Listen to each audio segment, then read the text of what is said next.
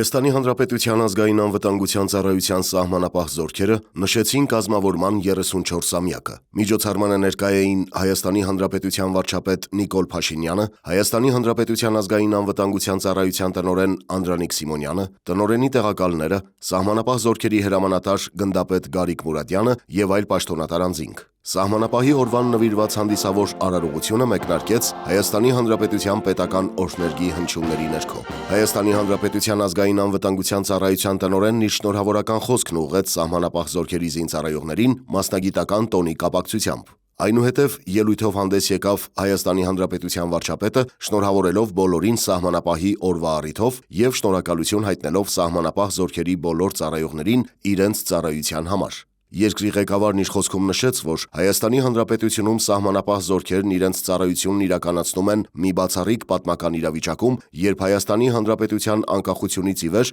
առաջին անգամ Հայաստանի Հանրապետության բոլոր սահմանային անցման կետերը վերահսկվում են եւ այնտեղ ծառայություն իրականացվում է Հայաստանի Հանրապետության սահմանապահ զորքերի կողմից։ Հայաստանի Հանրապետության վարչապետն ընդգծեց, որ խաղաղության հետ զուգահեռ ցանկացած պետության, այդ թվում Հայաստանի Հանրապետության ինքնիշխանության, անկախության կարևորագույն խորհրդանիշներից է սահմանապահը եւ կառավարության ցանկությունն է, որ բանակի ծառայողները հնարավորություն ունենան իրենց ծառայությունն իրականացնել մշտական տեղակայման վայրերում։ Այնուհետև ազգային անվտանգության ծառայության սահմանապահ զորքերի զինծառայողները հանդես եկան տոնական շքերթով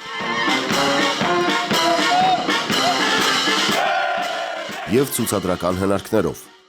Վարչապետ Փաշինյանն ազգային անվտանգության ծառայության տնօրեն Անդրանիկ Սիմոնյանի ուղեկցությամբ ծանոթացավ սահմանապահ զորքերի տեխնիկական միջոցներին ու դրանց հնարավորություններին։ Հայաստանի Հանրապետության վարչապետը եւ ազգային անվտանգության ծառայության տնօրենը հարգանքի տուրք մատուցեցին հանուն հայրենիքի կյանքը նվիրաբերած զոհված զինծառայողների հիշատակին։